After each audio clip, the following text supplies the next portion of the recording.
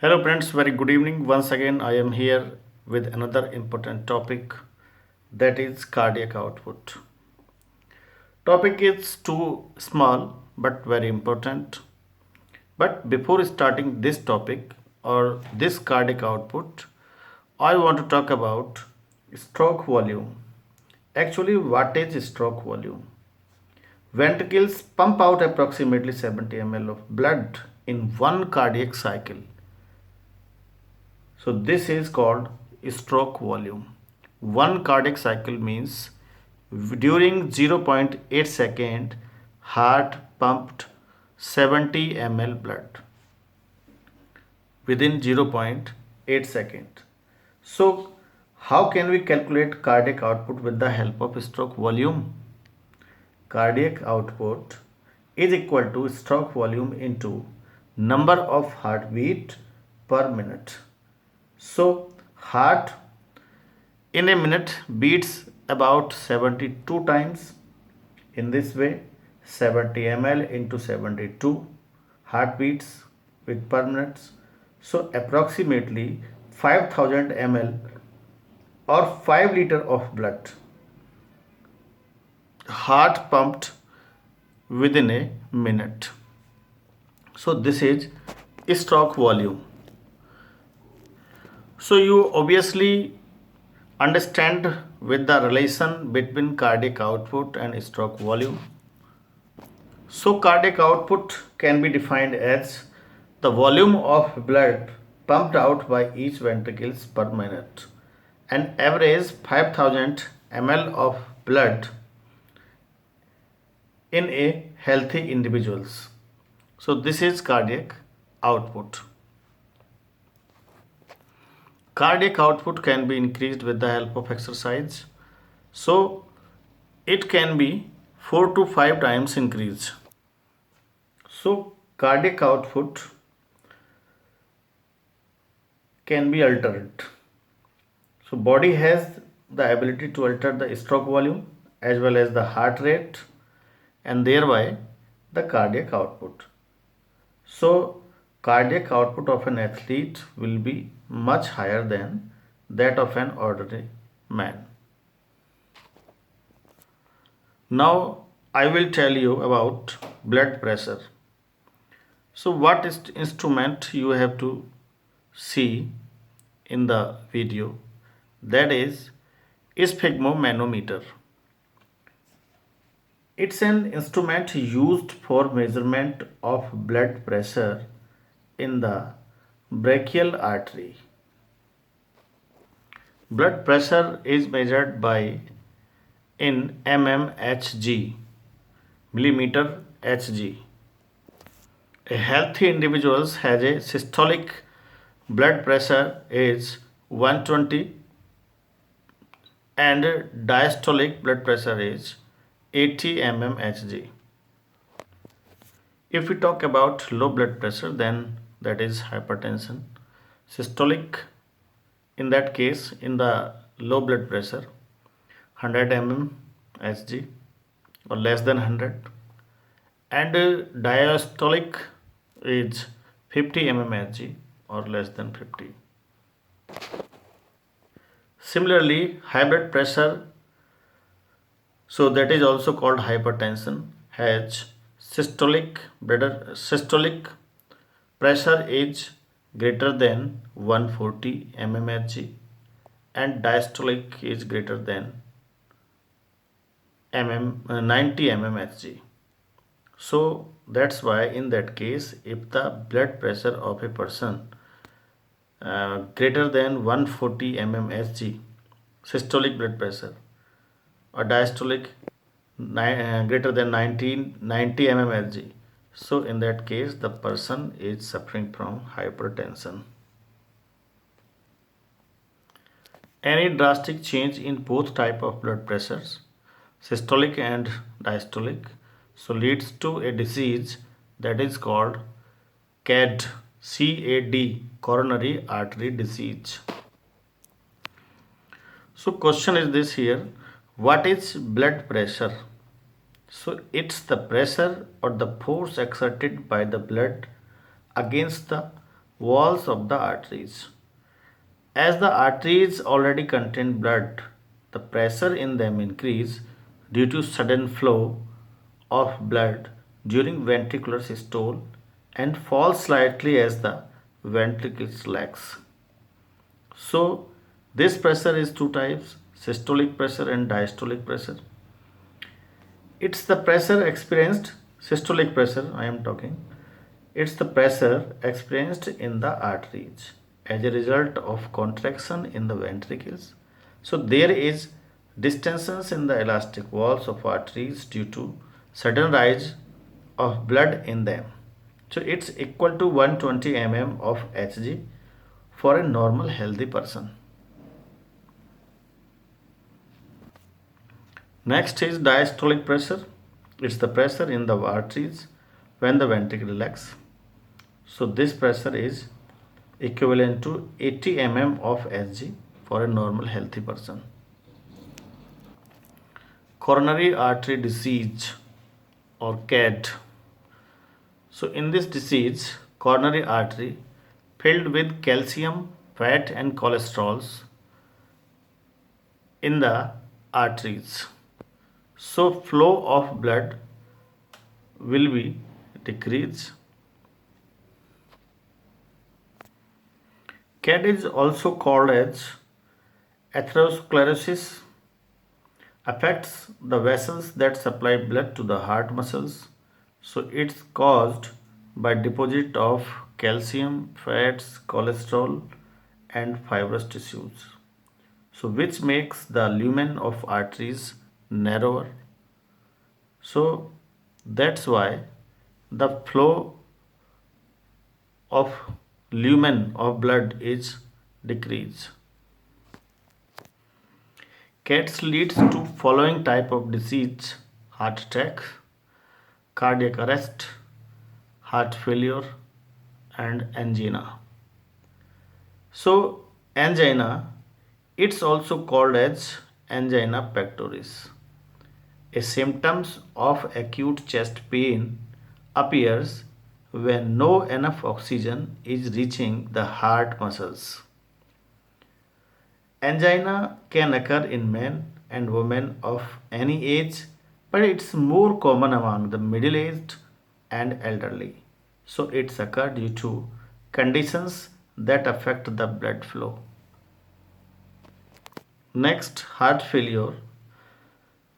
Heart failure means the state of heart when it's not pumping blood effectively enough to meet the needs of the body. So it's sometimes called congestive heart failure because congestion of the lungs is one of the main symptoms of this disease. Heart failure is not the same as cardiac arrest. When the heart stops beating, or heart attack, when the heart muscle is suddenly damaged by an inadequate blood supply, so that is heart attack. So, in this way, these four diseased, CAT, coronary artery disease, directly correlated to all them. Friends, now we are going to talk about regulation of cardiac output. How does cardiac output controlled, heartbeat controlled? So we are talking.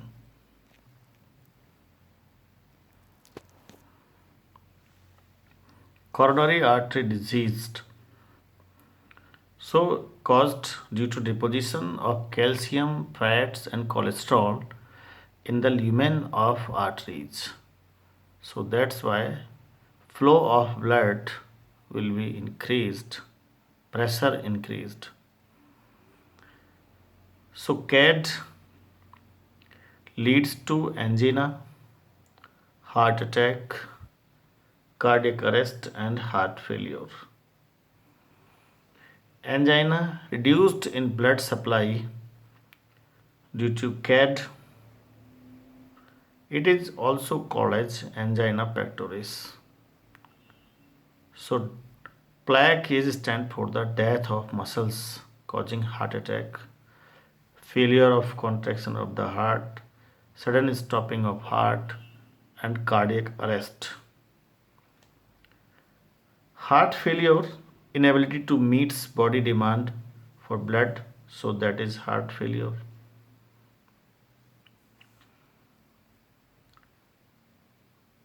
Accumulation of body, swelling of legs and ankles, congestion of lungs, accumulation of alveoli. So heart's inability to meet body demand of oxygen. So that's why heart disease are arising.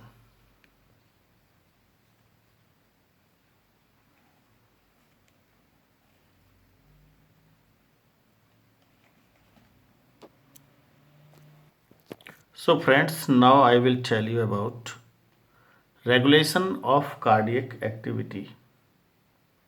Friends, normal activity of the heart are regulated intrinsically, autoregulated by specialized muscles called as nodal tissue. Hence, the heart is called as myogenic. A special neural center in the medulla oblongata can moderate the cardiac function through autonomic nervous system. Neural signals through the sympathetic nerves parts of ANS can increase the rate of heartbeat, the strength of ventricular contraction, and thereby the cardiac output. On the other hand, parasympathetic nerves signals decrease the rate of heartbeat. So, speed of conduction of action potential and thereby the cardiac output. Adrenal medullary hormones can also increase the cardiac output. So, in this way, cardiac activity regulated by the neural controlled.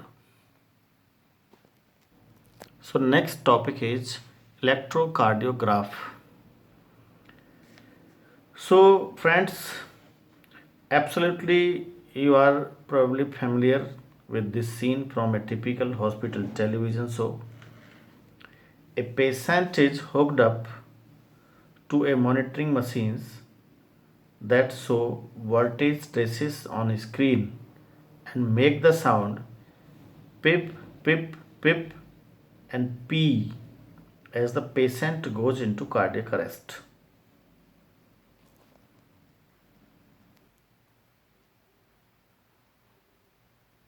This electrocardiogram indicated about heartbeat, size, and their correct position. Electrodes are attached on wrist and ankles. ECG is a graphical representation of the electrical activity of the heart during a cardiac cycle. To obtain a standard ECG, a patient is connected to the machine with three electrodes, leads, wrist, and the left ankles that continuously monitor the heart activity. For a detailed evaluation of the heart's functions, multiple leads are attached to the chest region. Here we will talk only about a standard ECG. The P waves represented the electrical excitation or depolarization of the atria, which leads to contraction of both the atria. So, the QRS complex represents the depolarization of the ventricles, which initiates the ventricular contraction. The contraction starts shortly after Q and mark the beginning of the systole. Each peak in the ECG is identified with a letter from P to T that corresponds to a specific electrical activity of the heart. So, the T waves represent the return of the ventricles from excited to normal state, that is called repolarization. The end of the T waves marks the end of systole.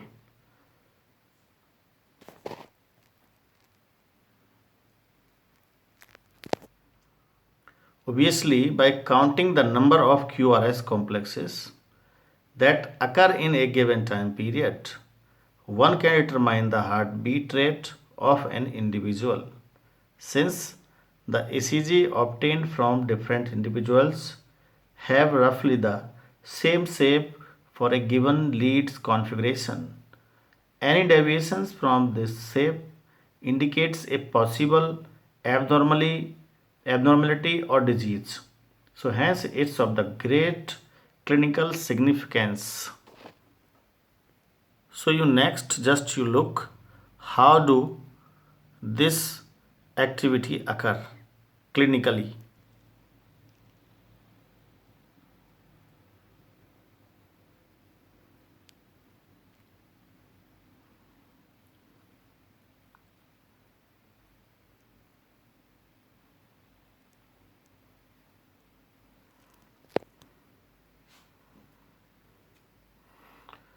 All these activities we already discussed. So this view just for you, just you have to watch and you know about ECG in details.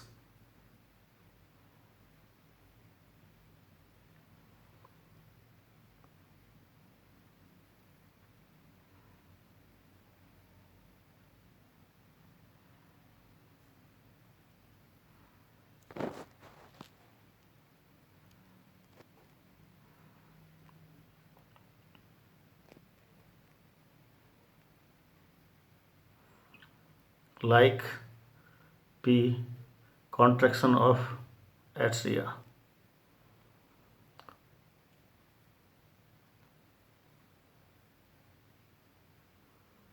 QRS,